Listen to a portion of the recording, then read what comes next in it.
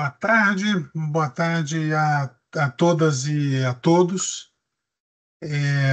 Eu sou o professor Antônio Carlos Lessa, professor da Universidade de Brasília, do Instituto de Relações Internacionais da Universidade de Brasília. É, eu tenho hoje a alegria de receber na série de palestras que nós estamos organizando no contexto do curso Repensando Hegemonias, Mudanças de Poder e Novas Dinâmicas Globais, a professora Adriane Vidal Costa, que é professora associada do Departamento de História da Universidade Federal de Minas Gerais. Antes de fazer uma apresentação um pouco mais circunstanciada da Adriane, me deixem falar muito rapidamente sobre o Centro de Estudos Globais, sobre essa atividade especificamente que nós estamos organizando, e após o que, 2 minutinhos, eu volto à apresentação da nossa convidada especialíssima. Esse curso ele se insere nas atividades de celebração dos 50 anos de fundação do curso de Relações Internacionais da Universidade de Brasília. Acho que todos sabem, foi o primeiro curso de Relações Internacionais que foi criado no Brasil. E o nosso departamento de Relações Internacionais também foi o primeiro departamento na universidade. O primeiro departamento também especializado em relações internacionais. Então, esse curso que nós organizamos, nós temos tido a honra, a alegria, a satisfação de contar com a participação de colegas professores, pesquisadores ilustríssimos que nos brindam com essas aulas, palestras magistrais sobre temas das suas agendas de pesquisa, dos seus trabalhos recentes. O tema da palestra de hoje, que será ministrada pela professora Adriane, os exílios intelectuais e a reintegração da América Latina nas décadas de 60 e 70. Eu gostaria de comentar um pouco mais sobre a professora Adriane, que eu comentei agora mesmo, é professora associada do Departamento de História da Universidade Federal de Minas Gerais, coordenadora do grupo de pesquisa História Intelectual, Impressos, Narrativas e Circulação de Ideias, e também vice-coordenadora do Núcleo de Estudos de Exílio e Imigração. A nossa colega é membro do Comitê de Coordenação do Centro de Estudos Latino-Americanos, que é vinculado à Diretoria de Relações Internacionais lá da Federal de Minas Gerais, e coordena a coleção de livros América Latina da editora Fino Traço. Eu pessoalmente eu tenho a alegria e a satisfação de receber a professora Adriane aqui no nosso Centro de Estudos Globais da Universidade de Brasília para o desenvolvimento da sua pesquisa de pós-doutorado, que justamente se intitula As Relações Exteriores entre Chile e Brasil durante o governo da Unidade Popular, Bilateralidade, Conexões e Intercorrências, de 1970 e 1973. Então, a sessão de hoje é uma sessão especialíssima, é a primeira sessão na qual nós vamos tratar de um tema de história, e com conexão profunda, digamos assim, sobre o pensamento social, político brasileiro, com repercussões muito importantes na política externa brasileira. Então, eu lhe passo a palavra, Adriane, por gentileza, seja muito bem-vinda. Muito obrigado por ter aceitado esse nosso convite, né? E é uma grande honra, uma grande satisfação tê-la aqui na tarde de hoje. Muito obrigado. Lhe passo a palavra. Boa tarde a todas e todos. Eu que agradeço muitíssimo o convite do professor Antônio Carlos Lessa, que, como ele diz, está supervisionando o meu pós-doutorado aí no Instituto. Aproveito para dar os parabéns, não é, por esse evento, né, por esse evento que, de alguma forma, eu tenho acompanhado, não todas as as apresentações, as conferências, as aulas, enfim, mas eu tenho participado de algumas e tenho percebido, evidentemente, né, a qualidade aqui dos trabalhos apresentados e também a importância do Centro de Estudos Globais. E é um prazer enorme estar aqui com você nessa tarde para apresentar conversar com vocês sobre os exílios na América Latina, numa perspectiva mais histórica, como já apontou o professor Lessa, que eu já venho desenvolvendo há alguns anos, né? Trabalhado com os exílios na América Latina já há algum tempo, desde o meu mestrado, e continuei no doutorado e no meu primeiro pós-doutorado. Então, eu vou apresentar, aliás, dialogar com vocês, né? Porque ao fim aqui da apresentação tem sempre um diálogo muito interessante, sobre os exílios e a relação que os exílios têm com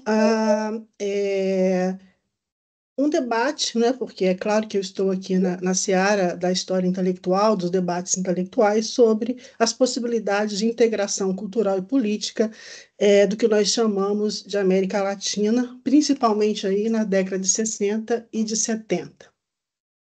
Antes de iniciar, eu vou subir aqui uma breve apresentação que eu preparei. Conseguem visualizar?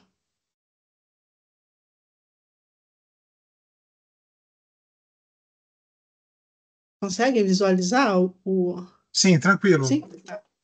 É porque quando eu subo a tela eu não consigo ver vocês. Bom, então aqui é só uma breve sequência para guiar a minha apresentação, o meu debate aqui com vocês. Antes de focar eu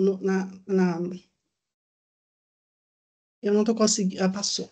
Passou, né? Sim. Antes de focar especificamente aí nas décadas de 60 e 70, eu acho que é interessante voltar um pouco aí na história dos exílios na América Latina. Como vocês sabem, o exílio, desde o século XIX, ele marcou a história latino-americana, dos países da América Latina, não só, né, também do Caribe, América Latina e grande parte do Caribe. É um tema que remete ao século XIX, mais precisamente aí aos movimentos de independência, as lutas, as guerras de independência no século XIX, na América, para a gente chegar na América Hispânica. E já nesse século XIX, nós temos aí o exílio marcando a história de alguns países, com figuras que depois serão retomadas, por exemplo, no século XX. Né?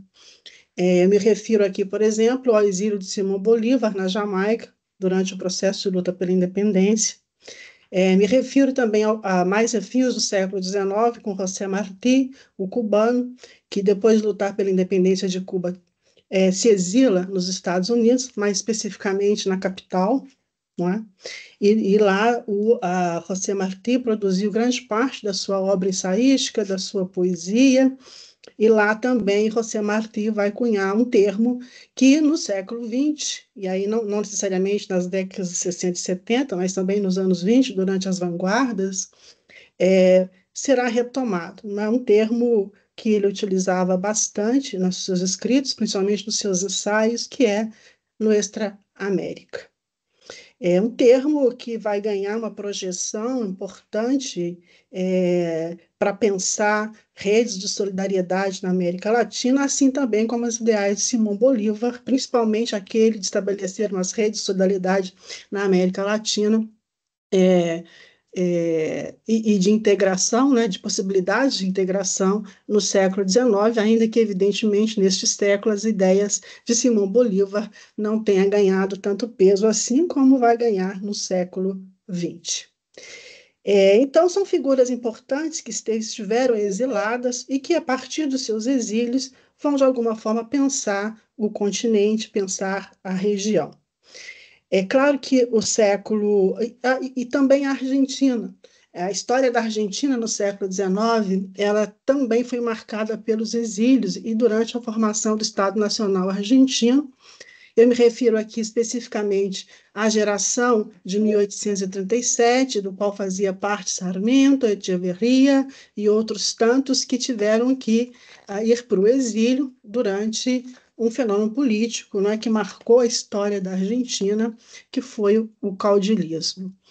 Então, inclusive, neste momento, aí, meados do século XIX, muitos daqueles que eram críticos questionavam o poder dos caudilhos e faziam parte dessa geração de intelectuais, né, de 1837, viveram no exílio aqui no Brasil, na capital, né, no Rio de Janeiro, e permaneceram ali durante algum tempo, e interessante é que eles diziam nas correspondências, né, que eram trocadas com os amigos e outros intelectuais que haviam permanecido na Argentina, que esse distanciamento, né, essa relação com o outro tão diferente, que era o Brasil do século XIX, monarquista, né, fazia com que eles compreendessem um pouco melhor a realidade que eles haviam deixado na Argentina, nesse processo conturbado aí de formação do Estado Nacional Argentino no século XIX. Isso é interessante porque marca um dos pontos cruciais para a gente compreender o exílio, ou os exílios, historicamente, né? Que tem a ver com esse certo distanciamento, né? Que esse distanciamento seria a ideal, né? Para que, então, pudessem, esses intelectuais, esses indivíduos, essas pessoas pudessem, então, compreender melhor a realidade que havia deixado. Algo que acontece também no século XX, né? Grandes intelectuais que vão para os exílios, seja na própria América Latina, mas também na Europa, vão ter essa mesma impressão, né, de que o distanciamento é um fator importante, preponderante para compreender a realidade que eles haviam deixado. E é claro que eles vão, aqui no século XIX, no Rio de Janeiro, esses intelectuais argentinos irão conviver com outros intelectuais, enfim, né, com toda a efervescência da capital, entre esses exilados, veio também uma intelectual, uma mulher importante chamada Juana Manso, que inclusive criou um jornal importante aqui chamado o Jornal das Senhoras. E aí entra um outro aspecto importante dos exílios na América Latina, e não só no século XX, também no século XIX, que é a produção, né? O que se produz nos exílios, né? Então, já desde o século XIX, há uma intensa troca de correspondência, que são correspondências privadas, mas que, de alguma forma, elas abordam questões públicas, da esfera política, da esfera pública, e também jornais que não necessariamente têm uma relação direta com o debate sobre o exílio, mas que, de alguma forma, retrata esse olhar, né? esse distanciamento, esse olhar distante sobre a realidade que havia deixado. Então, é uma característica muito comum do exílio intelectual, a criação de revistas, de jornais, enfim, né? Como uma forma, inclusive, de compreender os códigos culturais dessa nova realidade, desse país que o acolhe, como também para não desvincular completamente do que eles haviam deixado. Então, a imprensa é um fator importante, vou falar um pouco sobre isso depois, porque a imprensa é fundamental para criar o que eu chamo de uma comunidade discursiva no exílio.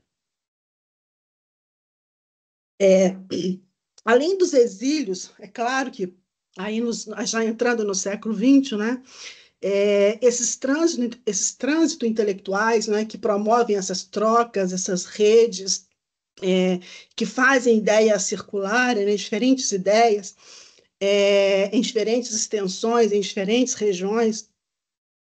Não necessariamente esses intelectuais estão no exílio, né? Um ponto também que devemos considerar dessas trocas, desses intercâmbios e desses trânsitos são as relações diplomáticas, né? Porque muitos intelectuais, muitos escritores, muitos ensaístas ocuparão importantes cargos diplomáticos e intensificarão, então, esses contatos e esses trânsitos. Eu me refiro, por exemplo, aí já no século XX, a Alfonso Reis um grande intelectual, um grande ensaísta, né? Um grande escritor mexicano, que exerceu cargos diplomáticos no Brasil no início do século XX. Uma outra figura importante, uma poetisa ganhadora do Prêmio Nobel de Literatura, chilena, chamada Gabriela Mistral, viveu também no Rio de Janeiro como diplomata. E ali ela estabeleceu relações intensas com a intelectualidade, não só do Rio de Janeiro, mas brasileira e também mineira, né? Haja vista que ela mantinha um intercâmbio importantíssimo com a escritora mineira Henriqueta Lisboa. Então, por que eu estou fazendo esse apanhado mais histórico, né, para a gente ter uma percepção mais ampla de como que os exílios foram importantes aí na história da América Latina, tanto no século XIX como também no século XX, né? Neruda, Pablo Neruda, também um grande poeta, outro ganhador do Prêmio Nobel de Literatura, exerceu um importante cargo diplomático no México, no início dos anos 40, final dos anos 30, início dos anos 40. Então, esses trânsitos diplomáticos também foram importantes nessa tentativa de integração, né? Uma das funções, por exemplo, do Alfonso Reis, na diplomacia mexicana aqui no Brasil, era promover o México pós-Revolução Mexicana. Então, o México era visto, em grande medida, né, como um país violento, que vivenciou uma guerra civil violenta, intensa. Então, era necessário modificar um pouco essa imagem que os países da América Latina haviam construído, e principalmente via imprensa, sobre o México. Então, ele tinha um pouco essa função na diplomacia, não só aqui, né, em outros países onde ele também exerceu, da América, que ele exerceu cargos diplomáticos. Então, essas figuras estão em trânsito, né? Então, elas estão criando as suas redes, e o próprio Afonso Reis também chega a criar o Correio, né? Um grande importante, né, semanário para difundir as suas ideias, né? E então isso não é novidade nos anos 60, né, e nos anos 70. Nos anos 20 também, nos anos 20, nos anos 30, muitos intelectuais vão para o exílio, aí realmente não são os trânsitos diplomáticos, mas são os exílios de alguma forma, né? Porque, evidentemente, em alguns países da América Latina já haviam alguns regimes ditatoriais, enfim, alguns estados de exceção nos anos 20, no final dos anos 20, principalmente, que vai, de alguma forma, obrigar esses intelectuais a irem para o exílio. Então, não havia uma escolha, né? Então, eles foram obrigados a deixar os seus países, né? Ou foram para outros países receptores da América Latina, ou foram, então, para a Europa. Eu gosto sempre de citar um escritor cubano importante chamado Alejo Carpentier, que vai para o seu exílio na França, na Europa, porque nos anos 20, esses intelectuais latino-americanos eles tinham foco na Europa, né? Para publicarem, para participar daquela efervescência cultural de Paris, né? Que era considerada por muitos a capital literária da América Latina. Então, muitos escolhiam a Europa, e o interessante é que já nos anos 20, esse sentimento de pertencer à América Latina e de se ver como latino-americano, ela já toma forma e ela já toma corpo, e evidentemente ela, quando chega nos anos 60 e nos anos 70, isso também se aflora de uma forma muito contundente, né? Mas já nos anos 20, aí, no período das vanguardas artísticas, culturais, esses intelectuais já escreviam, né, em suas correspondências, em seus relatos de viagem, em suas autobiografias, né, em seus ensaios, essa ideia de que eles pertenciam, então, a uma comunidade de destino chamada América Latina. Por isso que o latino-americanismo ele também foi muito forte e muito importante na cena cultural neste momento, né? Essa ideia mesmo de pensar já uma América Latina e o latino-americanismo. Por exemplo, muitos intelectuais que foram para Paris nos anos 20, no final dos anos 20, vão se reconhecer realmente como membro dessa comunidade discursiva também, né? Então, eu estava citando Alejo Carpentier. Alejo Carpentier é um cubano, né? Ele vai para o exílio, também exerceu vários cargos consulares durante sua trajetória, mas ele vai para o exílio porque ele havia sido preso pela ditadura Gerardo Machado no final dos anos 20, e lá ele encontra, vai para Paris, e lá ele encontra, então, vários outros intelectuais que estavam na mesma condição ou estavam no trânsito, né? Enfim, passando por Paris. E lá ele vai ter contato com vários escritores, vários artistas, inclusive um deles, um brasileiro chamado Villa-Lobos, que estava em Paris naquele momento. Interessante que o Alejo Carpentier vai escrever depois um artigo muito importante, né, já qualificando o Villa-Lobos como um intelectual latino-americano. Poderia citar outros exemplos, né? É, de intelectuais que são, na verdade, obrigados a deixar os seus países, né, sua terra de origem, e ir para o exílio. Citei o caso do Alejo Carpentier em Cuba, poderia citar também o Mariátegui, José Carlos Mariátegui, no Peru, né, que faz um caminho distinto, né, vai para a Itália, mas que viveu no exílio. Neste momento, no Peru, durante a ditadura também, muitos intelectuais vão para o exílio, muitos membros da APRA vão para o exílio na Argentina, no Chile. Então, observem vocês que é um momento aí importante, né, nesse sentido. Ah, Júlio Mélia também, Júlio Antônio Mélia, um político militante cubano, vai para o México, né, e é assassinado no México. Enfim, então, é um momento muito intenso também desses trânsitos, dessas trocas intelectuais durante os anos 20 e durante os anos 30. Mas os anos 60, ele traz aí uma intensidade disso tudo, né? Por várias razões. Porque nas décadas de 60 e 70, muitos intelectuais, né, viviam fora dos seus países de origem, devido aos golpes civis militares, que iniciaram já em 1960, né, no início dos anos 60, a implementação de estados de exceção, como foi o caso do Brasil em 64, da Argentina em 66 e 76, do Chile em 73, do Uruguai em 73 também. Então, vejam bem que já nesse momento, início dos anos 60, nós temos um cenário que realmente vai ser propício para intensificar esses trânsitos provenientes, então, da condição exílica. No início dos anos 70, é claro que também aí já havia se consolidado, né, esses intercâmbios e essas trocas culturais neste período, mas que elas eram dificultadas também, evidentemente, por uma reação das próprias ditaduras militares, como, por exemplo, a Operação Condor, o que vai dificultar essas mobilidades, né? Nessa pesquisa que eu tenho desenvolvido agora sobre a embaixada chilena no Brasil durante o governo Médici, eu tenho percebido que as embaixadas elas exerceram um papel fundamental na tentativa de buscar asilo para muitos brasileiros, ou para o Chile, não necessariamente para o Chile, mas também para a Venezuela. Enfim, não havia muitas possibilidades, né, no início dos anos 70, para onde buscar asilo político. Então, alguns países, por exemplo, que eram países acolhedores, países receptores, eles deixam de ser porque eles já estavam também nesse contexto aí de ditadura civil-militar. Como, por exemplo, o Uruguai, que durante algum tempo foi um país acolhedor, acolheu vários brasileiros, entre eles Darcy Ribeiro, Leonel Brizola, João Goulart e outros tantos, né?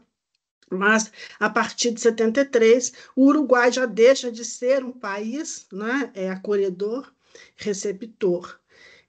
Mas, nesse contexto, tem dois países que sobressaíram como países acolhedores, né? Acolhedores no sentido de que, de fato, eles tinham uma política, né, específica dedicada a esses intelectuais, não só intelectuais, enfim, mas as pessoas que pediam asilo, que chegavam sem pedir o asilo oficialmente, porque passar pelos trâmites burocráticos às vezes era muito difícil, né? Então, é, ah, mas eles eram acolhidos, né? Inclusive, havia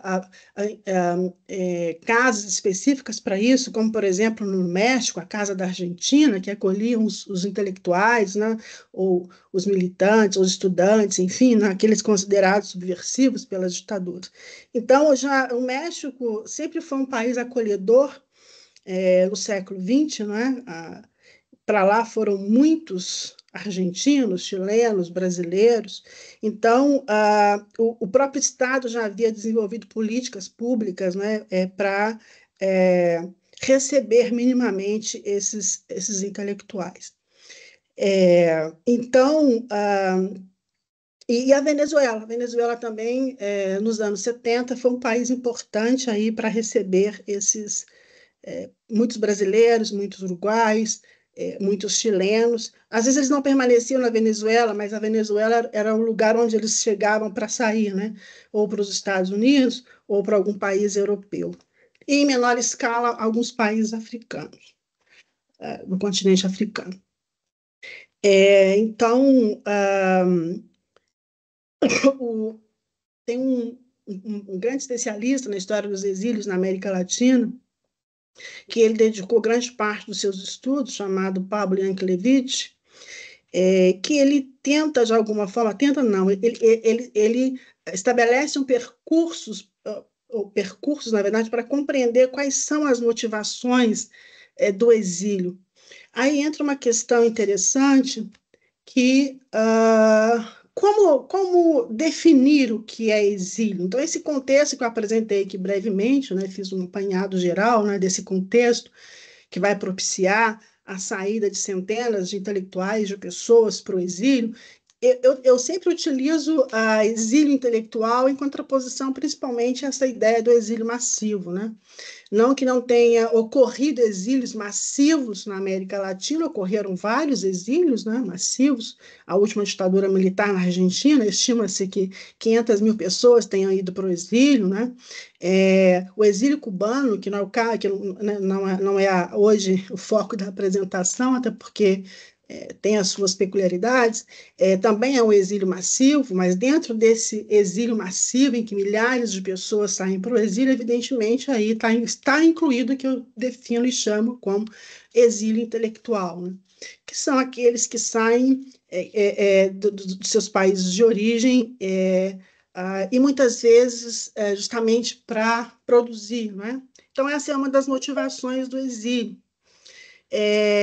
O exílio, seja ele forçado, seja ele voluntário, uma das motivações do exílio intelectual é justamente a liberdade de produzir, né? A liberdade de produzir, de escrever, enfim, não só escrever, mas aí no exílio intelectual eu incluo também músicos, artistas de um modo geral, né? Que tinham uma dificuldade tremenda de produzir é, é, nesses países que implementaram o estado de exceção. Então essa é uma das motivações, né, o que leva, ou quais são as motivações do exílio, quais são as causalidades, né?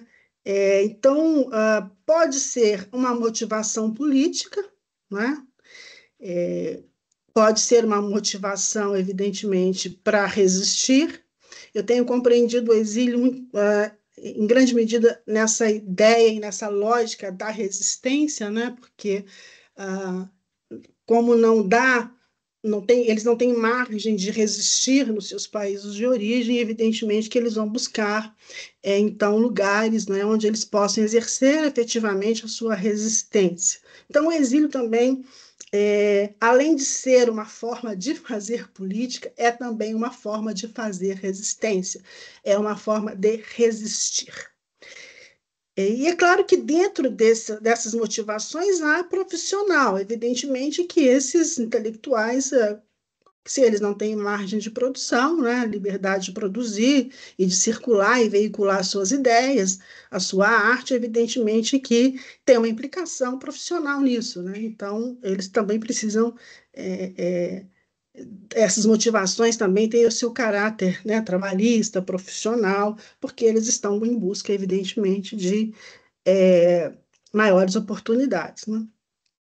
E aí é claro que tem a questão econômica, né, que é de sobrevivência. Mas é, o termo exílio ele exige mais as motivações políticas, né? Então, inclusive, era o termo que os próprios exilados gostavam de utilizar, né? Dificilmente eles utilizavam expressões como desterrado, eles sempre utilizavam exilados, porque tem essa conotação e esse caráter político que eles gostavam muito de enfatizar, né? Pelo menos a grande maioria desses intelectuais, né? Gostava de enfatizar, né, essa ideia de que o exílio era, ao mesmo tempo, um mecanismo de exclusão política, social, cultural, mas né, era uma forma de eliminar a dissensão política, mas, ao mesmo tempo, também o exílio significava, em muitos casos, não todos, oportunidade de trabalho, liberdade, de resistência. E, de alguma forma, foi isso que foi essa ideia de exílio, né, que acabou se convertendo aí num certo imaginário político na época. E nos anos 60 e 70, muitos intelectuais vão utilizar, evidentemente, né, o seu capital cultural, que muitos deles possuíam, né? Eu me refiro a intelectuais importantes, como Darcy Ribeiro, para ficar no Brasil, né? É, mas poderia citar outros, né, como o argentino Julio Cortázar, enfim, que vão utilizar do seu capital cultural e do exílio para denunciar, então, a violação dos direitos humanos, a ausência da democracia nos seus países de origem, né? E vão utilizar esse tipo de denúncia, esse tipo de resistência, ele vai ser utilizado de várias formas.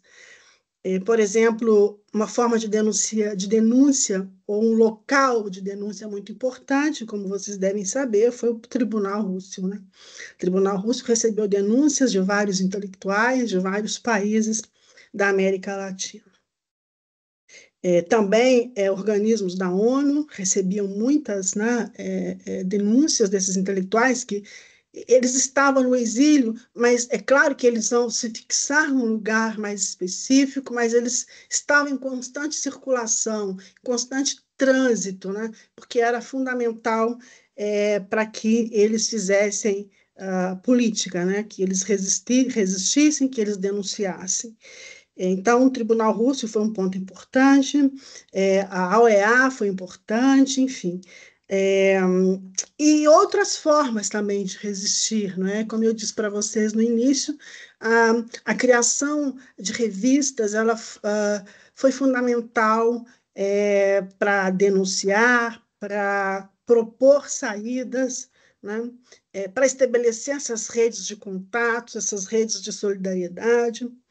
Eu gosto de citar sempre duas revistas que foram criadas por exilados, uma pelos exilados argentinos no México, que foi a revista Controvérsia, que vai reunir ali importantes intelectuais argentinos que estavam exilados no México e vão pensar saídas, evidentemente, propor saídas, pensar na transição política, né? E é claro que um espaço também de crítica e de resistência.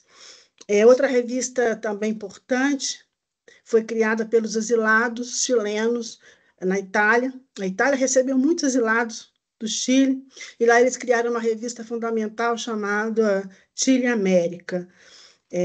Essas revistas, é claro que elas recebiam, né, financiamentos desses organismos internacionais, enfim, e é claro que elas dificilmente circulavam, né, nos países que viviam as ditaduras militares, mas elas circulavam, às vezes clandestinamente, mas elas circulavam na Europa inteira, era muito interessante, circulavam nos Estados Unidos, circulavam na Europa, e aí elas vão ser elas foram, né, pontos importantes para a denúncia.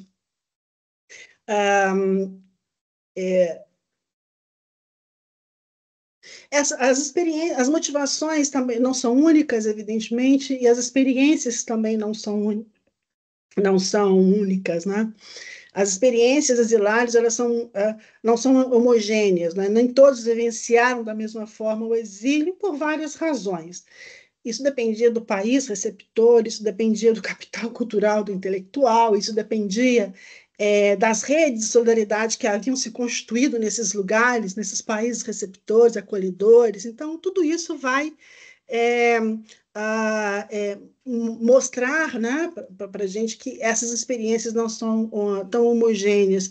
Muitos vão para o exílio e não conseguem emprego, evidentemente, né? Muitos professores ficaram desempregados, que foram para o exílio. Era difícil se inserir numa cultura completamente diferente, com uma língua completamente outra, principalmente aqueles que buscavam o refúgio na Europa, por exemplo. Então, havia toda essa dificuldade, realmente, né, de se adaptar a códigos socioculturais muito diferentes, né, para usar uma expressão da Denise Hollenberg. Mas outros conseguiram, evidentemente, vivenciar, né, ter uma boa experiência no exílio, né, por assim dizer. Principalmente condições de trabalhos propícias, né, para se desenvolver profissionalmente, para sobreviver, evidentemente. Então, um desses intelectuais que eu tenho estudado bastante nos últimos tempos é Darcy Ribeiro. Darcy Ribeiro foi um desses intelectuais que realmente conseguiram transformar o exílio em algo extremamente produtivo. Extremamente produtivo, né? Claro que o exílio tem sempre essa matriz precária, temporária, que alude a uma situação que não é normal e que ela é transitória, porque esses indivíduos que vão para o exílio, eles vão com a plena consciência de que um dia, ou vontade, na verdade, que eles voltarão.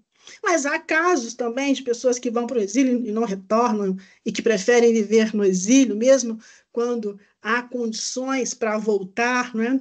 Eu gosto de citar sempre o exemplo da Isabel Allende, né, que vai para o exílio em 74, se não me falha a memória, 75, e ela vai para os Estados Unidos, na Califórnia, onde ela vive até hoje, né? E quando termina a ditadura pinochetista, Isabel Allende retorna, então, para o seu país, e ela não se reconhece mais pertencer àquele lugar, né?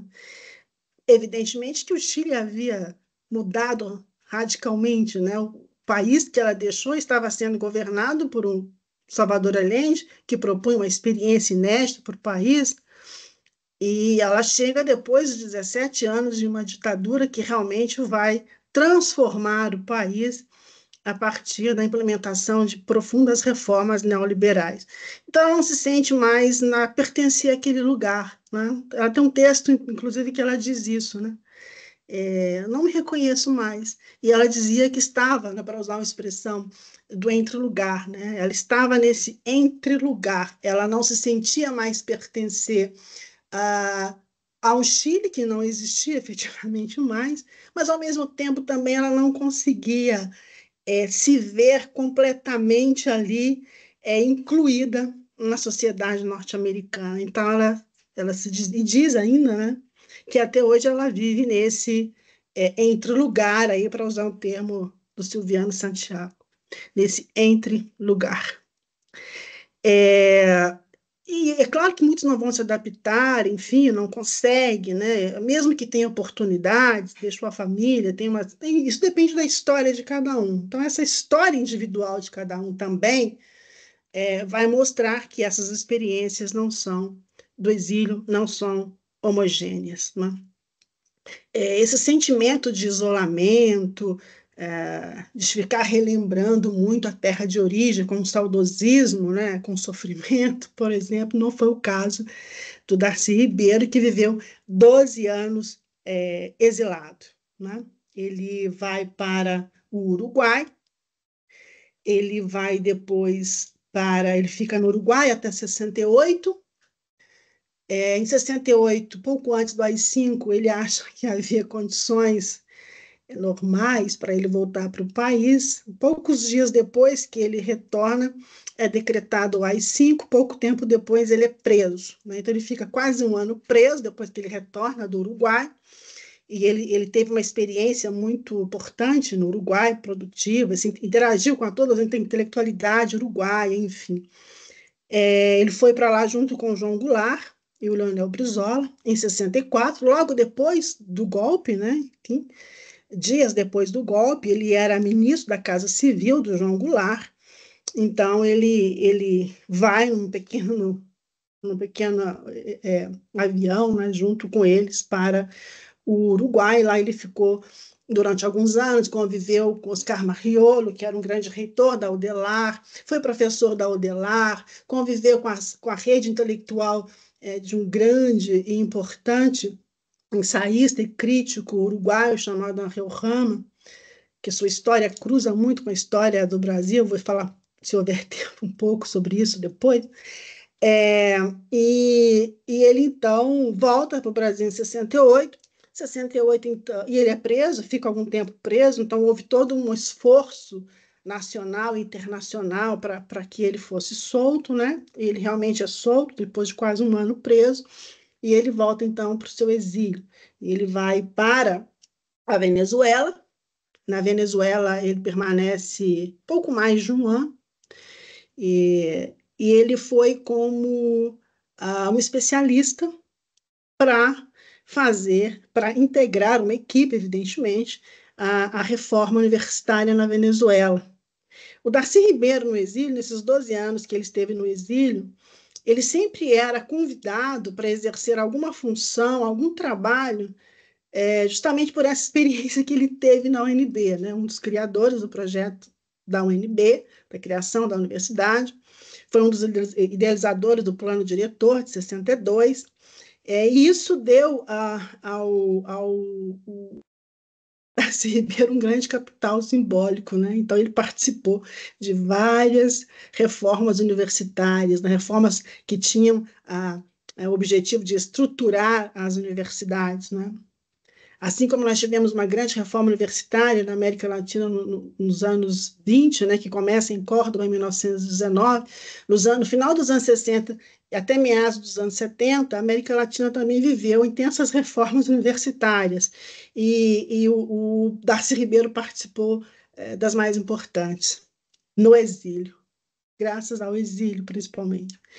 Então, ele foi para a Venezuela, ele vai traçar um plano diretor também para a Universidade Central da Venezuela, e ele, inclusive, já havia escrito um dos principais livros sobre a reforma da universidade na América Latina, porque imagina vocês que nesse momento, depois de vários anos no exílio, ele já pensava nessa perspectiva latino-americanista, né? Inclusive, ele dizia que se descobriu latino-americano no exílio, assim como outros tantos, né? Alguns na Europa, outros aqui, mas que o exílio propicia isso, né? Esse descobrimento ou esse redescobrimento, né? De ser latino-americano. Isso é importante no caso do Brasil, né? Porque, vejam bem, o Brasil sempre esteve um pouco afastado, né, dos países da América Espanhola. É claro que isso não quer dizer que não ocorressem aproximações importantes, trânsitos importantes. Eu disse para vocês, por exemplo, que intelectuais argentinos se exilaram no Rio de Janeiro no século XIX. Mas os anos 60 e os anos 70, eles trazem isso, né? Esses intelectuais, assim como Darcy Ribeiro, eles se descobrem latino-americanos a partir e no exílio. Foi assim com Teotônio dos Santos, foi assim com Wanda Bambirra, foi assim com Rui Mauro Marini e com tantos outros. Essa descoberta, né, da América Latina, de algum modo. descoberta no sentido de aprofundar sobre as questões, né? Essas questões que eram comuns aos países da América Latina e que foi, evidentemente, um contexto propício para desenvolver a teoria da dependência. E que vai pensar a América Latina de uma forma mais integrada, né? Então, se tem um ponto crucial para a gente entender um pouco essa relação dessas propostas de integração com o exílio, com a resistência, enfim, e com esses projetos, né, de retirar a América Latina do subdesenvolvimento, a teoria da dependência foi fundamental, assim como a CEPAL. E muitos daqueles intelectuais que realizavam trabalhos para a CEPAL, para a Organização Internacional do Trabalho, que trabalhavam no PNUD, que trabalhavam na Unesco, estavam, de alguma forma, vivendo a experiência do exílio. O Darcy Ribeiro, então, ele foi um desses intelectuais, né? Então, ele escreve ainda quando ele estava no Uruguai, o livro que eu não citei, que eu, né, comecei, mas não expliquei, chamado A Universidade Necessária, em 68, no Uruguai. A primeira edição desse livro, que foi fruto, evidentemente, da experiência que ele teve com a UNB, mas também da experiência que ele teve no Uruguai. Porque no Uruguai ele também, além de ser professor da Udelar, ele foi convidado por Oscar Maciolo, que era o reitor, para pensar a reforma universitária. Então, ele oferecia vários cursos de verão, convidava os intelectuais uruguaios, ali eles iam debater o futuro das universidades latino-americanas, o que deu origem depois a esse livro chamado A Universidade Necessária. Ele produziu outros tantos livros, né? A Universidade Latino-Americana, a Universidade... Enfim, por quê? Cada experiência que ele vivenciava no exílio, ele acrescentava algo a essa ideia que ele tinha de uma universidade latino-americana que fosse autônoma, porque ele dizia que só uma universidade autônoma, em todos os sentidos, poderia, então, contribuir para a modernidade latino-americana, para retirar a América Latina do seu subdesenvolvimento. Então, ele utilizava um termo que foi cunhado por ele a partir dessa experiência no exílio, chamado de modernidade reflexa, né? É um dos principais conceitos para a gente compreender a obra como um todo do Darcy Ribeiro. Modernidade reflexa era justamente essa modernidade que era pensada de fora para dentro, né? Então ele achava que por isso a universidade era tão importante, justamente para ela pensar por si mesma, né? Saídas, caminhos para a modernidade que não fosse dessa modernidade de fora para dentro, ou que ele chamava de modernidade reflexa. Bom, então, como vocês podem observar, o exílio da Darcy Ribeiro não representou esse sentimento de orfandade, de total isolamento, imagina, ou de desenraizamento. E depois da Venezuela, ele vai para o Chile, ele vive durante um ano no Chile, pouco mais de um ano no Chile. Segundo os próprios relatos da Darcy Ribeiro, ele foi convidado pelo um professor do Instituto de Relações Internacionais, que existe ainda hoje, né, que é vinculado ao SAT para ser professor, mas que ele foi com muito gosto, né, como diz ele, porque, evidentemente, ele queria viver aquela experiência que estava acontecendo no Chile, da Unidade Popular. E é claro que no Chile, nesse momento, muitos brasileiros já estavam lá, né? Então, Darcy Ribeiro conviveu com muitos, entre eles um professor de matemática do Rio de Janeiro, que foi uma pessoa importante para essa história do Darcy Ribeiro no exílio, que foi Carlos Sena, que depois vai integrar o Centro de Participação Popular, que o Darcy Ribeiro vai fundar no México. Bom, e no Chile ele ficou um tempo, segundo os relatos do próprio Darcy Ribeiro, ele era um dos assessores diretos do Salvador Allende, inclusive chegou a escrever alguns discursos do Salvador Allende, mas ele permaneceu pouco tempo no Chile porque ele foi convidado pessoalmente, segundo pessoalmente não, né, por carta, mas diretamente pelo general Velasco Alvarado, que havia dado um golpe de Estado no Peru em 1968. Então, ele vai para o Peru, e lá também ele tem uma atividade profissional muito intensa. Ele foi convidado, primeiramente, para fazer também, para pensar a reforma universitária no Peru, porque um dos projetos do Velasco Alvarado era justamente fazer uma grande reforma educacional que incluía desde a educação básica a, até a desde a educação básica até a educação universitária, né? Então, ele foi convidado com esse fim, mas lá ele ficou durante 4 anos, então ele viveu 4 anos no Uruguai, um pouco mais de um ano na Venezuela, um pouco mais de um ano no Peru e 4 anos na, um ano no Chile e 4 anos no Peru. Mais precisamente, é claro, na capital, Lima, né? E lá ele vai exercer uma função muito importante, porque logo ele deixa, né, esse grupo que estava implementando a reforma universitária no Peru, porque ele começou a conviver com aqueles intelectuais peruanos, né, que estavam ali em torno do governo do Velasco Alvarado, em torno principalmente de um dos órgãos mais importantes de propaganda e de incentivo da participação popular no governo, chamado Sinamos. O Sinamos ele agregava vários intelectuais, né, latino-americanos. O Sinamos era o Sistema Nacional de Apoio à Mobilização Social, e aí, dessa interação, o Darcy Ribeiro desenvolveu um projeto importante, mesmo, né, com um grande apoio financeiro, com um grande apoio financeiro do PNUD, que é aquele Programa das Nações Unidas para o Desenvolvimento, da OIT, enfim, do próprio governo Velasco Alvarado. Ali ele cria, então, um centro de participação popular, que tinha como função também buscar a participação, consolidar a participação popular no governo Velasco Alvarado, se aproximando, então, da periferia de Lima, que eles chamavam e chamam de Pueblos Jóvenes. Então, ele tinha essa função, né, de criar um grande centro, né, de pesquisa, de formação técnica e de incentivo da participação popular, em que ele batizou, então, de centro.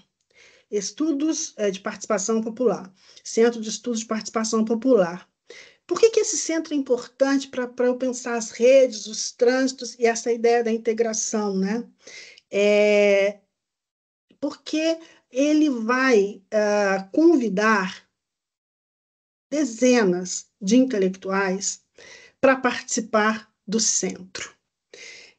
E muitos brasileiros passaram por Lima, alguns no exílio, outros não, né? Pelo centro. Para citar alguns intelectuais brasileiros que foram convidados, geralmente eles eram convidados para ministrarem cursos, pequenos cursos, conferências, sobre algum tema que ele era especialista, né? Porque a ideia dele era, então, fazer circular diversas ideias, né? Que pudessem, de algum modo, contribuir para as reformas implementadas pelo Velasco Alvarado, mas como uma forma também de pensar saídas, isso era importante, né, para os países da América Latina, para usar o termo da época, em subdesenvolvimento. Então, ele acabou criando uma rede que eu também gosto de chamar de comunidade discursiva. Então, Darcy Ribeiro vai animar aí uma grande comunidade discursiva, né, em torno do centro. Passaram por lá intelectuais argentinos, chilenos, venezuelanos, norte-americanos, europeus também, brasileiros.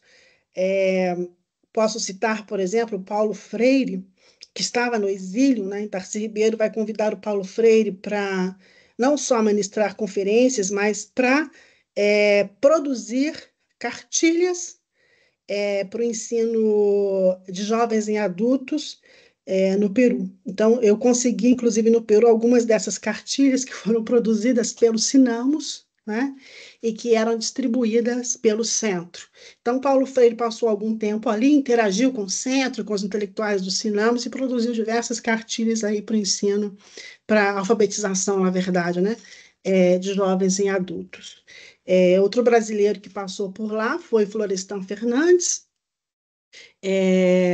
Celso Furtado, e outros, que agora não me recordo, mas eu acho que, eu não tenho certeza se o Caio Prado Júnior, mas Celso Furtado e Florestan Fernandes, eu tenho ter certeza que passou por lá, né? Então, eu considero o centro, eu coloquei aqui a título de exemplo, né, desses projetos exílicos com essas pretensões de integrar, né, a América Latina, principalmente no que diz respeito à cultura, à educação, né? Eu não me refiro aqui à integração pelos acordos econômicos, mas muito mais pela perspectiva política, cultural e educacional. O centro é um grande exemplo disso, né? Dessa possibilidade ou dessa pretensão integradora, né? E o Darcy Ribeiro obteve um grande sucesso, na verdade, no centro.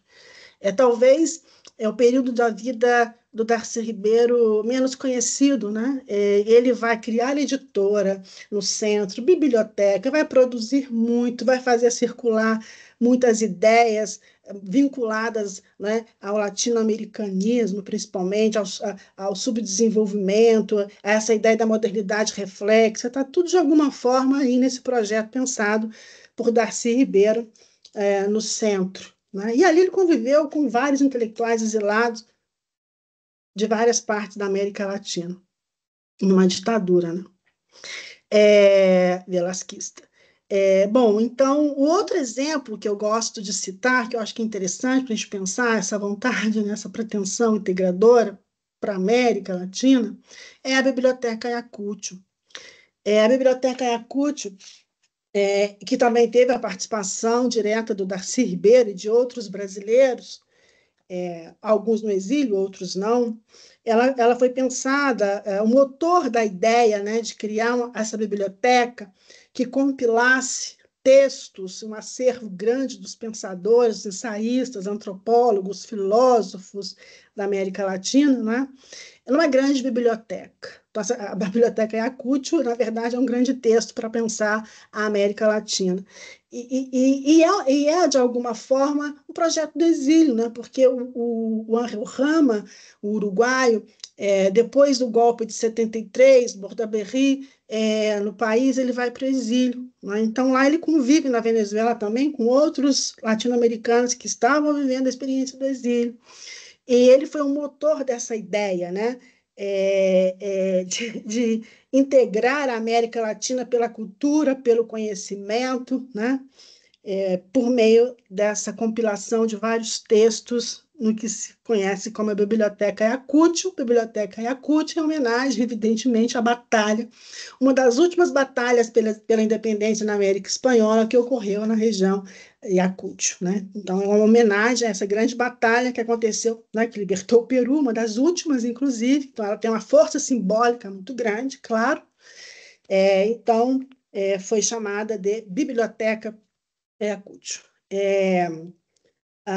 E essa biblioteca, que existe ainda hoje, né, vocês podem ter acesso, quase todos, se eu não me engano, todo o acervo da Biblioteca Ayacucho foi digitalizado, né? Vocês conseguem entrar na página e baixar os livros e etc.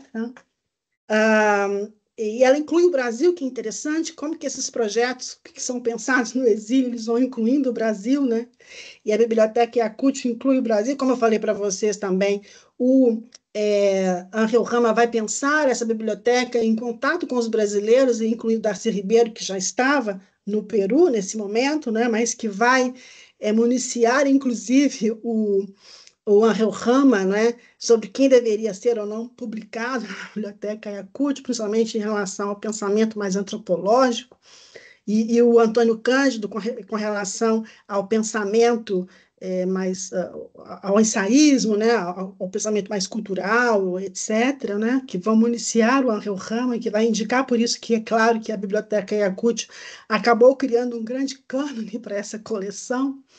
E há uma característica comum, né, ou seja, é por isso que cria-se esse cânone, na verdade, né, porque é uma biblioteca para pensar a América, né? Vocês podem lá entrar, observar os títulos das obras, os autores, as capas, enfim. É um projeto para pensar a América. Então, acabou criando um cânone dos grandes pensadores, naqueles que pensam a América. E se construiu, então, uma ideia de América Latina, na verdade, a Biblioteca Yakult.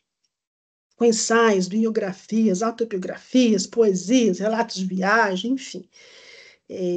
Vários brasileiros já foram publicados pela biblioteca. Um dos primeiros foi Gilberto Freire, Casagrande Senzala. Depois também Darcy Ribeiro, né, América e a Civilização, foi publicado. E o Antônio Cândido, que era um grande amigo do Angel Rama, mas que não estava no exílio, vai indicando também outros tantos brasileiros que foram publicados pela Biblioteca Yakult, né? E que tinha um grande financiamento também, porque esses projetos, não, como vocês podem observar, eles não acontecem sem grandes financiamentos, né? O centro foi financiado pelo PNUD, pela OIT, enfim. E a Biblioteca Yakult foi financiada pelo próprio governo, né? Quem governava a Venezuela naquele momento era o Carlos Andrés Pérez, que coincidiu com um grande momento da economia venezuelana, né? Com a venda de petróleo, né? Então tinha muitos recursos disponíveis para isso, né? Então, que foram, inclusive, aplicados pelo Andrés Pérez na cultura, como, por exemplo, na Biblioteca Ayacucho. Então, Darcy Ribeiro participou muito, a companheira do Darcy Ribeiro, uma grande antropóloga importante, chamada Berta Ribeiro, ela também vai estabelecer uma comunicação muito próxima com a Angel Rama, que eu tive a oportunidade também de ler quase todas essas correspondências, que elas estão aí, né? Na Fundação Darcy Ribeiro, que fica aí dentro da UNB. A Araci Amaral também contribuiu, Antônio Cândido, o Caio Prado Júnior foi convidado para a reunião, né, para pensar a biblioteca realmente, só que a ditadura não permitiu a saída do Caio Prado Júnior, então ele não pôde participar dessa reunião, mas também depois será publicado pela Biblioteca Ayacucho. Voltando aqui, né, para pensar qual é o ethos integrador, né, desses projetos, dessas comunidades discursivas que são formadas no e a partir do exílio, né? Qual é o ethos integrador? Né? Qual que é o espírito, na verdade, que está movendo, né, esses homens, essas mulheres que estão pensando a América Latina, ou possibilidades de integrar a América Latina? Eu até brinquei aqui com a expressão, né, do Benedict Anderson, a comunidade imaginada, né? Pensar a América Latina como uma comunidade imaginada. E não só a América Latina ou latino-americanismo, né, que eu acho que é a expressão melhor, como também o terceiro mundismo, porque nos anos 60 e 70, o exílio, esses intelectuais vão movimentar muito essa comunidade discursiva que estão pensando, né, o latino-americanismo e o terceiro mundismo. É claro que nós estamos falando aqui da importância desse contexto das ditaduras, né, dos estados de exceção, mas há um outro ponto importante, crucial, para a gente entender um pouco esses debates, né? Que, evidentemente, é Cuba, né? A Revolução Cubana vai, de alguma forma, mobilizar também boa parte desse debate. Aí nós temos Cuba, né, com as suas instituições culturais, enfim, político-culturais, como a Casa das Américas, tem também, por outro lado, a CEPAL, enfim, que de alguma forma estão mobilizando esse debate, né? E o terceiro mundo foi muitíssimo mobilizado por Cuba, né? Essa ideia de estabelecer essa solidariedade continental, né? Foi muito forte na própria tricontinental que se realiza na ilha, e depois também com a própria OLAS, né? A criação da OSPAAL, que é uma grande rede de solidariedade entre os continentes, né, os países do terceiro mundo, a América, a Ásia, a África, né? Então, essas ideias são muito mobilizadas, né? Essa ideia dessa grande comunidade imaginada latino-americana, terceiro-mundista, ainda evidentemente que é claro que esses intelectuais, quando estão pensando a América Latina, essa vontade de integrar esses países, né, por meio da cultura, das ideias políticas. É claro que eles estão pensando também nas diferenças, não é que eles estão homogeneizando essa ideia de uma América Latina, enfim, não é isso, né? Eles estão pensando, inclusive, essas diferenças, mas, de alguma forma, eles vão mobilizar essa ideia de uma certa comunidade imaginada latino-americana e terceiro-mundista, por outro lado, né? Mas qual seria, então, esse ethos, né? Ou seja, esse espírito que vai motivar, né? Como eu falei para vocês, nos anos 60 e 70, eles vão retomar ideias anteriores, né? Que já pensavam nessa solidariedade entre os países, né? E que nem sempre foram colocadas em prática, ou, enfim. Mas aí você tem um grande espírito motivador que seria, de fato, as ideias de Simão Bolívar, né? Por exemplo, sempre que era a abertura da Tricontinental em Havana, por exemplo, Simão Bolívar era citadíssimo, né? Também na OLAS, na Organização de Solidariedade Latino-Americana, enfim, então havia esse grande debate, né, em torno das ideias bolivarianista, realmente, de estabelecer não uma unidade política, evidentemente, mas solidariedade, né, entre os países da América Latina. É claro que aqui numa perspectiva jamais terceiro-mundista, né? E é claro que falando em Cuba, numa perspectiva mais revolucionária, é claro. Né? Então, e também José Martí é mobilizado. Então, todos esses intelectuais que em algum momento pensaram nessa ideia, né, da solidariedade, da Nuestra América, enfim, né, são retomados como esse espírito motivador, de algum modo, né, de criar essa ideia de uma América Latina possível, né, guardadas as diferenças, evidentemente, entre os países, né. Então, isso não fica, evidentemente, de fora disso, né?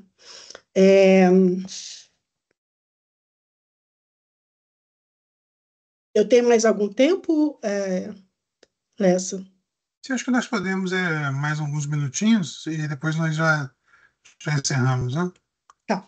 Bom, então, é necessário pensar que tipo de integração se fala, né, quando pensa nessas comunidades discursivas, nessas redes, né?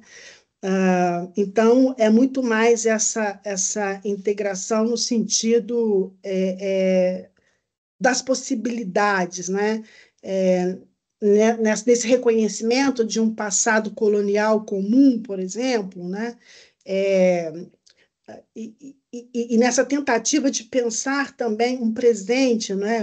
Aliás, um presente que é compartilhado também, mas um futuro, né? O que construir para esse futuro, né?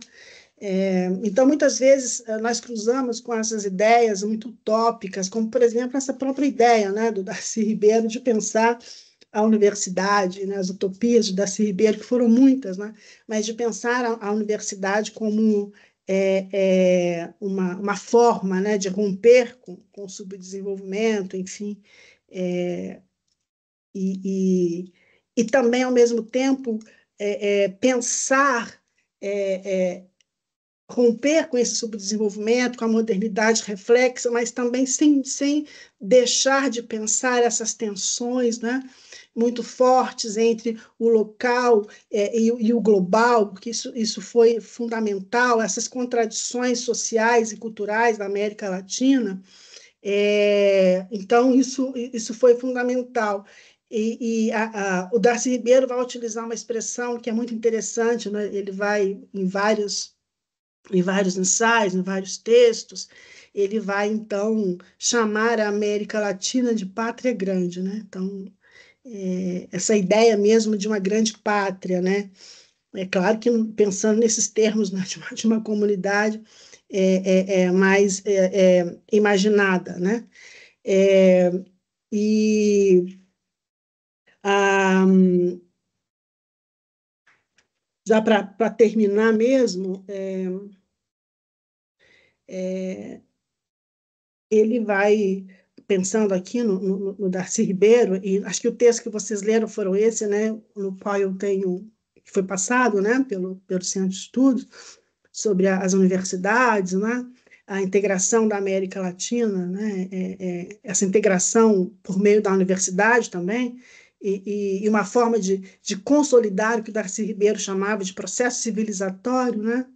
Então, para consolidar o processo civilizatório, para a integração da América Latina, ele propõe um caminho seguro, né? Na perspectiva dele, era o mais seguro, que era uma educação universitária com a formação mesmo, né? Humana, integral, autêntica, autônoma, enfim. Então, por isso que ele vai pensar uma estrutura universitária que acelerasse o que ele chamava de processo global da região. Ou seja, uma universidade que fosse motor de aceleração do desenvolvimento social, como eu disse, econômico, cultural, etc., né?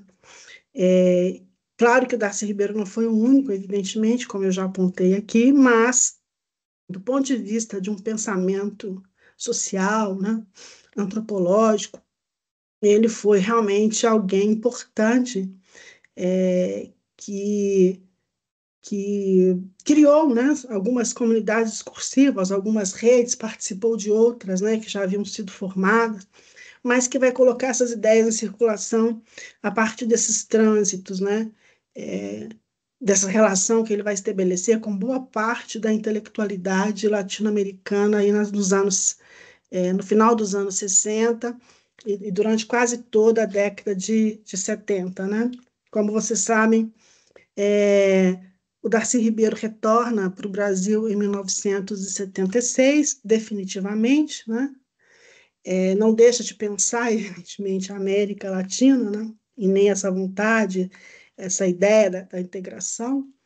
Continua, inclusive, as obras que ele publica depois marcada por isso, né, por esses debates, né, ainda por essas questões. Mas quando ele volta do exílio, ele vai, como vocês também sabem, experimentar o que nós chamamos de realpolitik, né?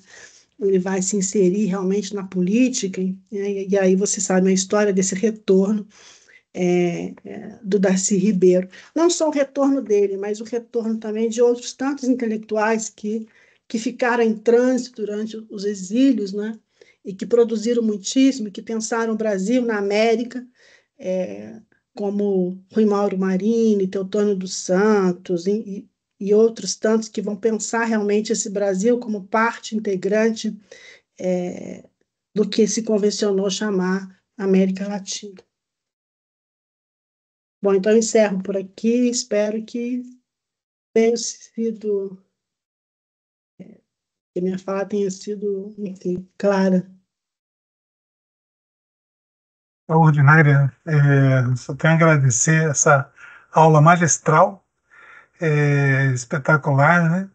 Realmente uma visão privilegiada, né? Que você nos apresentou. É, eu tomei várias notas aqui de temas importantíssimos dessa nossa reflexão.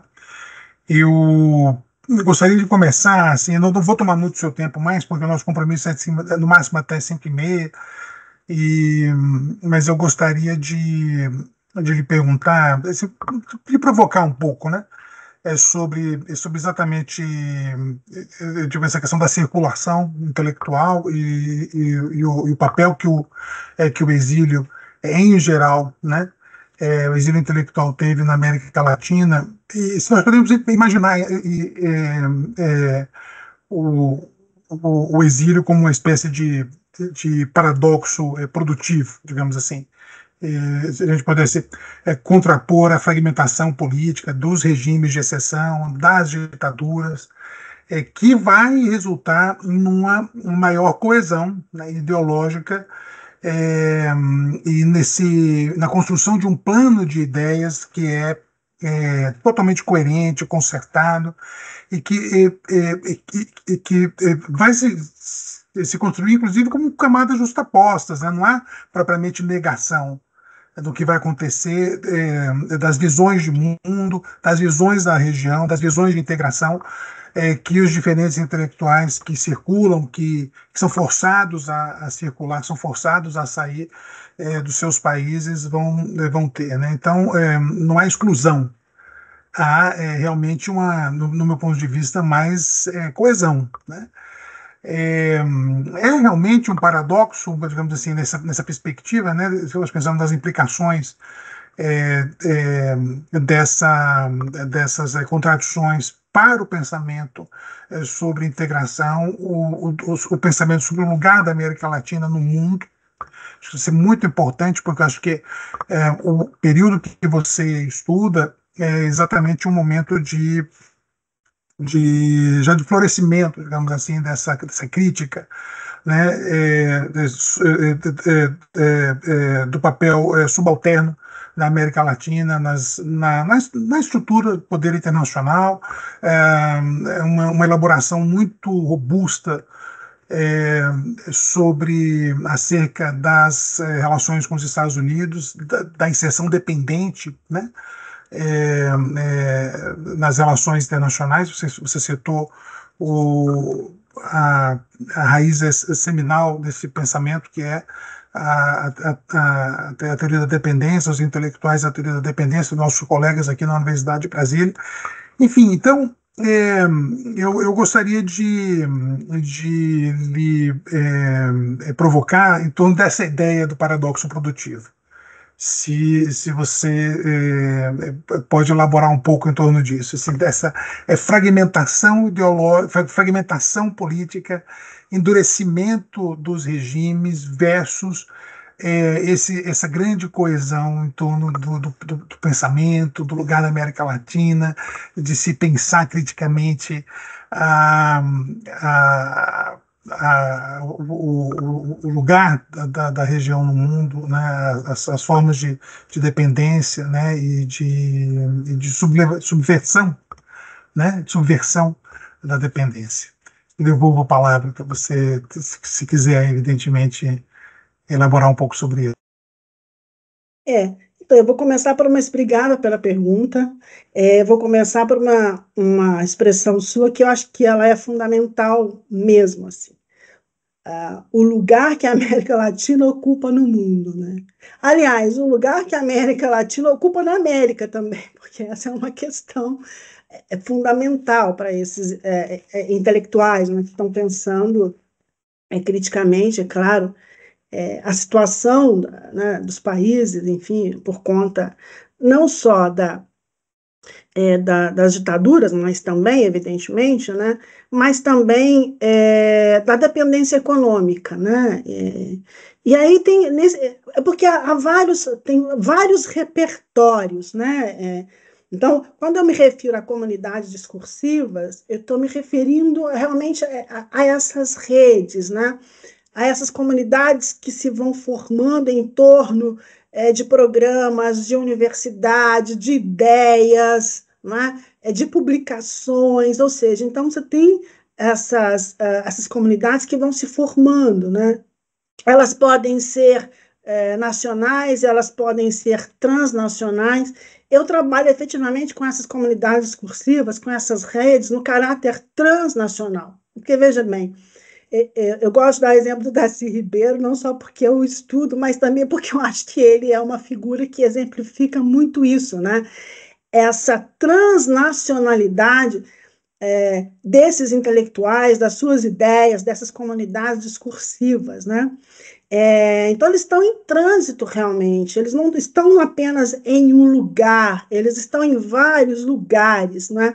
E o interessante é que eles vão mobilizando recursos, eles vão mobilizando pessoas, eles vão mobilizando ideias, né? justamente para postular, né? Eu acho que é postular de alguma forma essa ideia de América Latina e o lugar que ela ocupa no continente e o lugar que ela ocupa no mundo, né?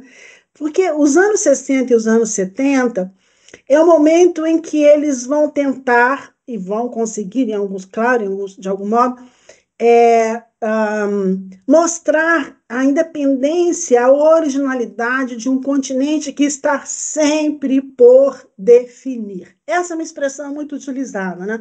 É uma região, é um lugar, que está, enfim, é um subcontinente que está sempre por definir. Então não há nunca uma ideia fechada, uma única ideia do que é a América Latina, né? Então isso é muito importante, é sempre um lugar a se definir, uma ideia a se definir.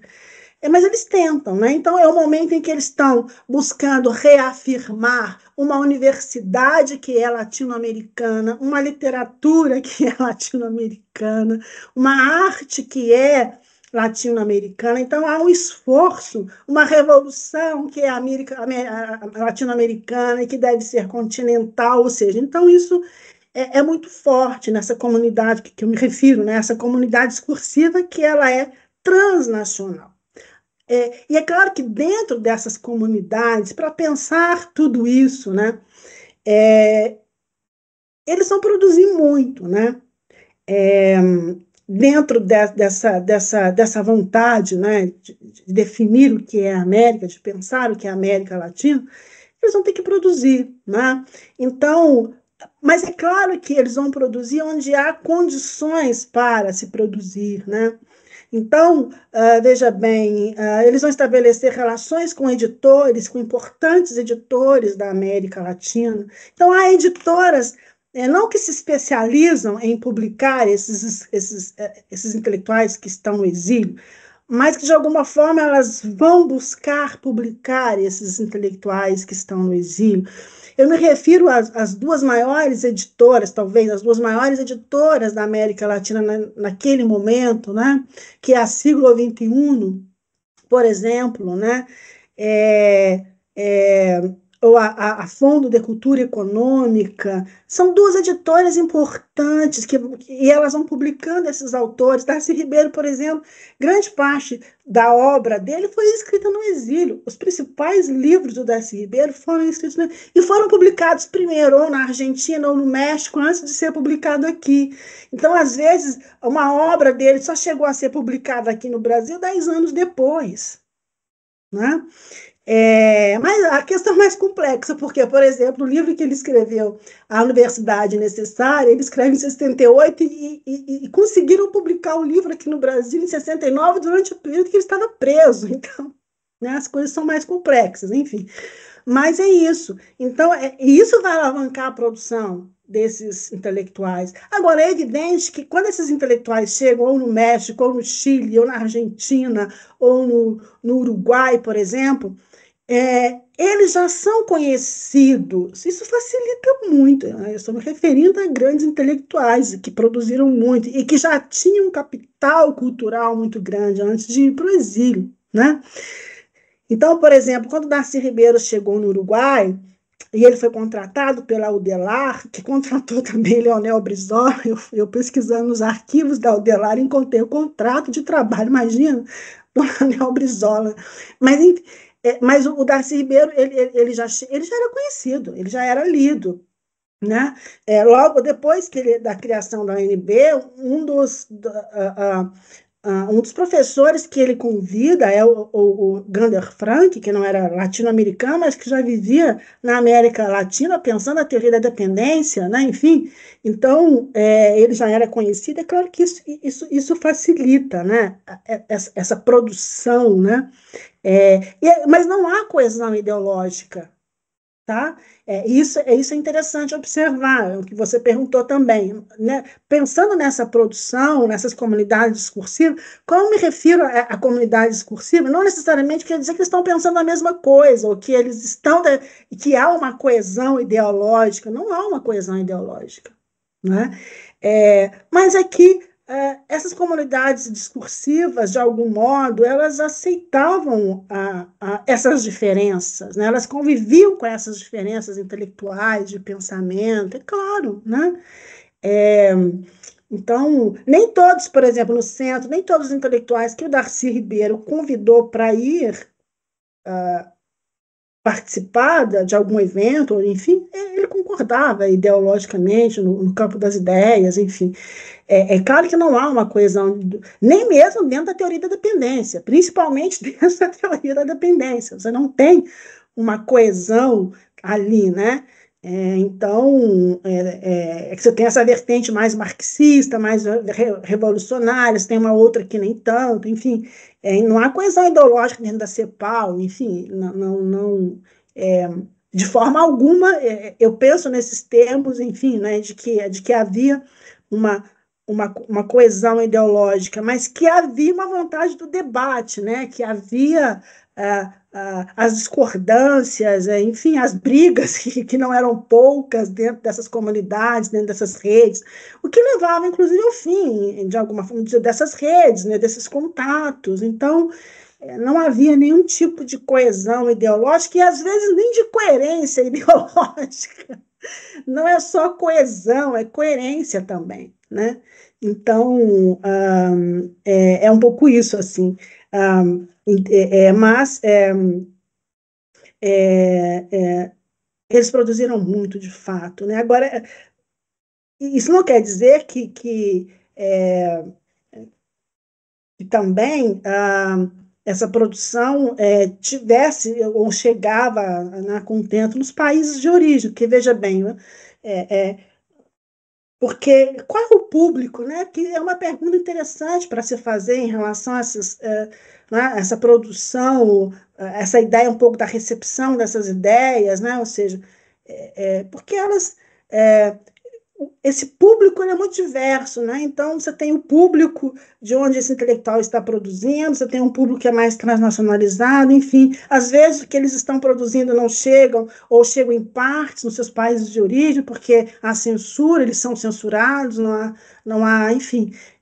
Então, também, o alcance dessa produção, ele precisa ser matizado, né? Porque nem sempre ele tem o alcance que a gente pensa que essas produções tiveram, né, por várias razões, incluindo essa, né, a dificuldade que as pessoas tinham de acesso ao que era produzido no exílio, né? Então, isso às vezes dificultava os debates internos, enfim. Por isso que muitos tiveram as suas obras publicadas muito depois, ou nem tiveram, né? Ou nem tiveram as suas obras publicadas nos seus países de origem. Mas elas circulavam muito, né, de forma transnacional. E essas editoras contribuíram muito. Então, não há esse pensamento, essa vontade de integrar a América Latina por meio das ideias, nessa tentativa de pensar uma América Latina que é diversa e dentro da diversidade, sem coesão ideológica, né? As editoras foram fundamentais para que o Bourdieu chama a circulação social das ideias e como que elas circulam, né? E como que elas são recepcionadas de algum modo. Eu tenho aqui duas perguntas, mas muito brevemente, né? Primeiro é um depoimento importantíssimo de um colega que nos acompanha há muitos anos, que é o embaixador Paulo Antônio Pereira Pinto, que nos assiste aqui. O embaixador Paulo Antônio Pereira Pinto serviu no início da sua carreira como diplomata na África, na abertura da Embaixada do Brasil em Moçambique. O depoimento que ele traz é exatamente a situação que foi partilhada também pelos intelectuais, que no nível das dificuldades pessoais, né? Então, o depoimento que ele traz diz respeito, por exemplo, às instruções do Itamaraty para que os postos consulares do Brasil negassem a remissão de passaporte aos cidadãos brasileiros e também negassem o registro dos filhos dos exilados, sejam banidos, ou que é o caso, é o caso que o embaixador Paulo Antônio Pereira Pinto cita aqui, no caso de Moçambique, mas também de exilados que partiram justamente para não serem presos, né? Então, também uma situação de opressão do Estado, uma opressão que os alcançava além fronteiras, né? Uhum, Eles uhum. impondo um sofrimento que, além da fuga, além do exílio, esse sofrimento de indocumentados, né? Eles impondo uma situação de indocumentados. Então, isso é um depoimento muito importante. O embaixador Paulo Antônio Pereira Pinto, jovem à época, um jovem diplomata, iniciando sua carreira, e se negou, né, a seguir essas instruções, e foi dos poucos diplomatas que tiveram essa honradez, essa coragem de emitir passaportes e registrar os filhos dos exilados brasileiros em Moçambique. E o relato dele é que é a mesma situação que aconteceu no Chile e em vários outros países da América Latina. Para encerrar, eu tenho aqui, Adriane, a provocação do Helder Remígio, que faz o seu doutorado,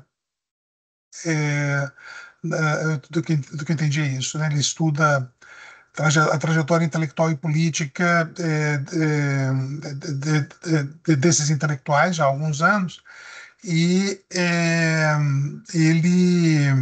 ele percebeu que há também uma interseção entre a trajetória do Darcy Ribeiro e as redes que foram estabelecidas pelo Josué de Castro na América Latina durante o exílio. Você tem comentários muito breves sobre isso?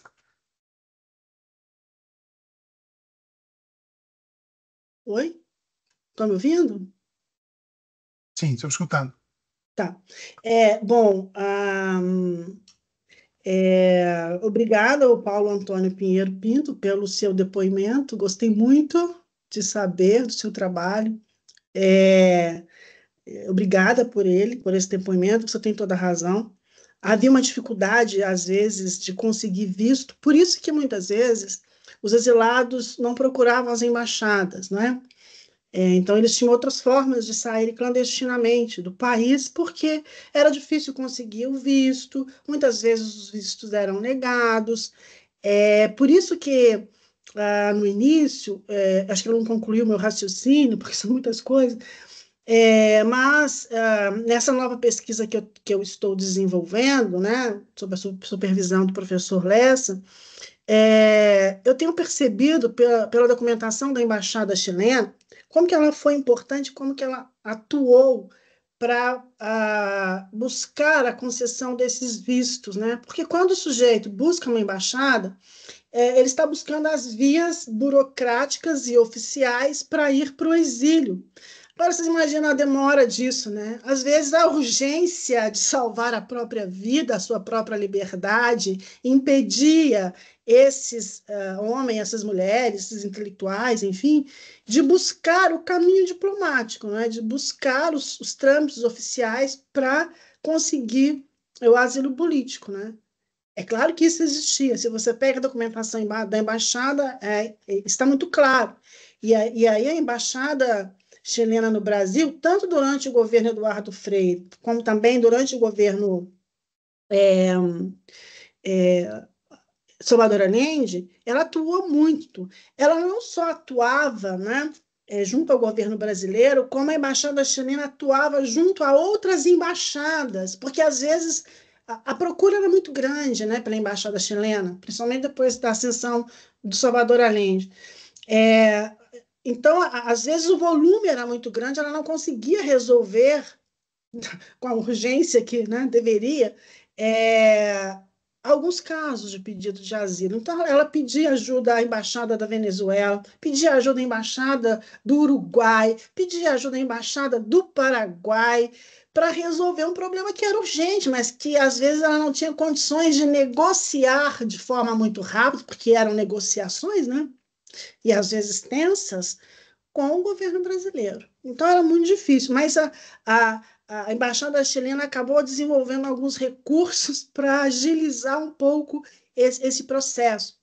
Por exemplo, quando a embaixada chilena foi transferida para Brasília, né, porque era no Chile, isso foi no final dos anos 70, havia uma grande preocupação do que fazer com os pedidos de asilo político. Né? Então, ela tinha uma preocupação enorme de perder essas pessoas, né? Ou seja, não conseguir asilo político, essas pessoas fossem presas, torturadas, enfim. Né? Então, havia é, é, essa preocupação né, e a embaixada é, via isso como uma responsabilidade diplomática, assim, né, por assim dizer. Mas muitas vezes o governo negava vistos, né, e ajuda, inclusive, aos exilados, a embaixada brasileira no Chile, por exemplo, dificultava muito a vida dos exilados brasileiros no país, né, que é o que eu conheço um pouco mais, né, dificultava muitíssimo.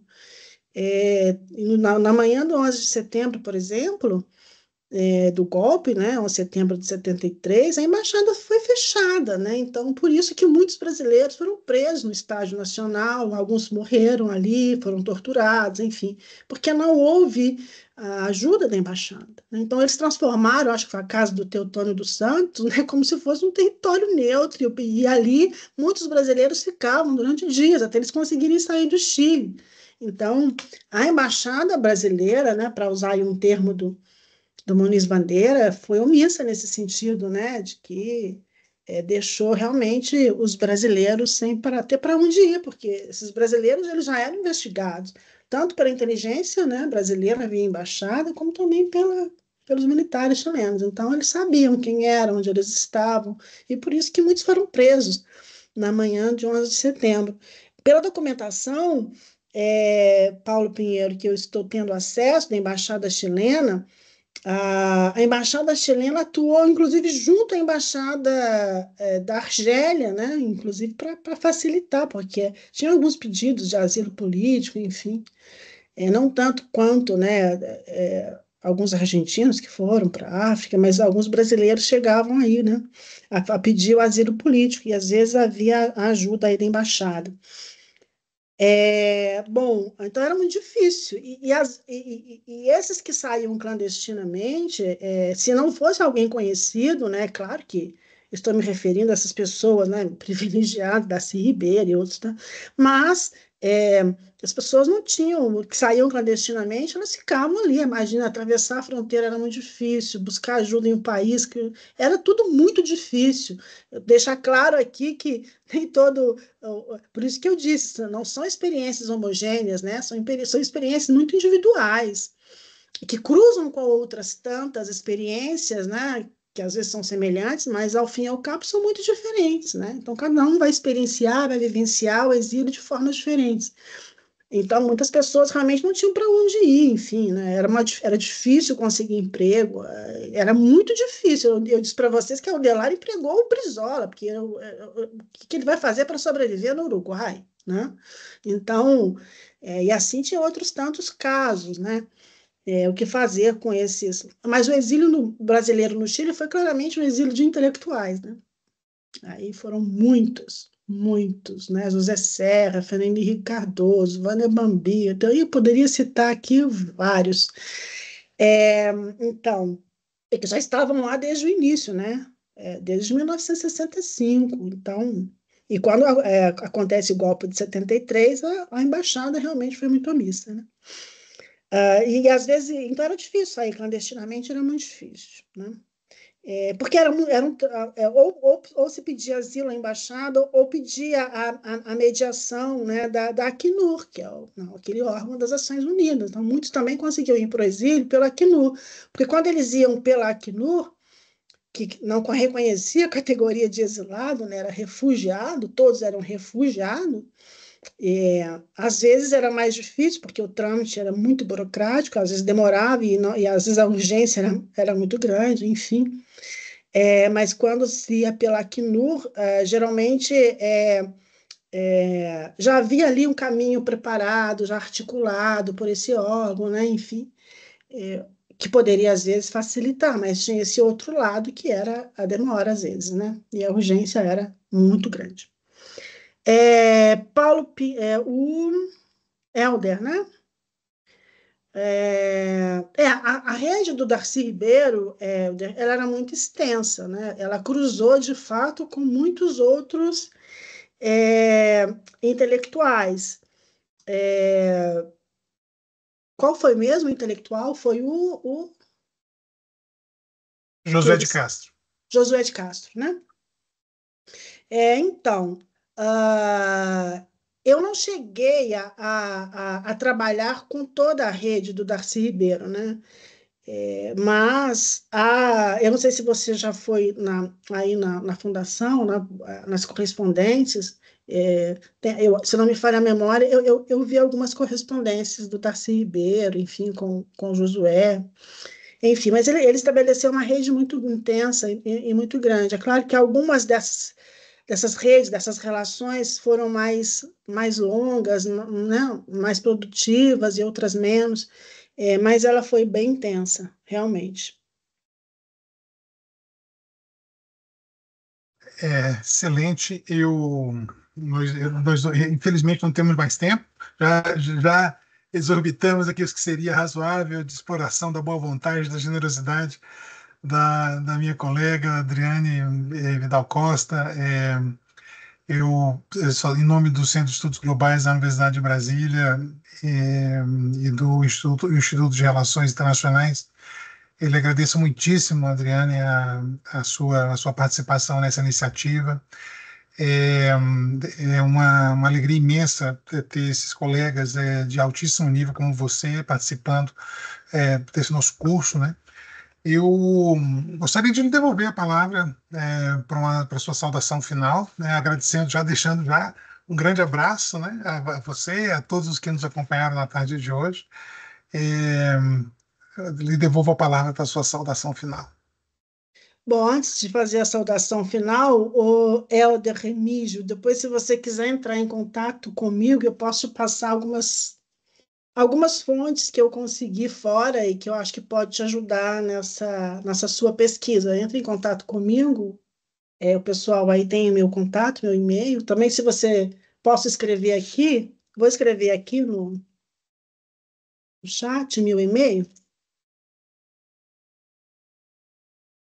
E você pode entrar em contato que nós continuamos a conversar sobre o exílio da Ribeiro. Será um prazer, viu, Helder? Bom, eu agradeço imensamente o convite do Antônio Carlos Lessa, de todos os professores que fazem parte do Centro, do Instituto de Relações Internacionais. Aproveito também para agradecer a acolhida que eu tive, evidentemente, por vocês, muita generosidade, agradeço muitíssimo, e está sendo uma experiência, para usar a expressão produtiva, acho que eu usei essa expressão várias vezes. Por quê? Porque eu acho que às vezes é bom a gente sair das nossas gavetinhas, das nossas caixinhas, né? E se relacionar com outras áreas, com outros pesquisadores, com outros temas. Eu acho que isso é fundamental para o pesquisador, para o professor. Então, eu agradeço muito a oportunidade que eu estou tendo aqui com o Centro e com o Instituto de Relações Internacionais da UNB. Fica aqui meus agradecimentos ao público também. Eu não sei se eu me fiz clara durante a minha apresentação, e às vezes eu tenho dificuldade de falar sem ver as pessoas, eu acho que isso deve ser uma característica de muitos, mas eu agradeço muitíssimo a presença de todas e todos. Estou aí disponível, meu e-mail está aqui no chat, estou aberta aí a contatos, a debates e etc. Muito obrigado, Adriane, muito obrigado a todos que participaram hoje na nossa sessão. Um grande abraço, um excelente final de semana e até a próxima. Bom final de semana para todas e todos. Até.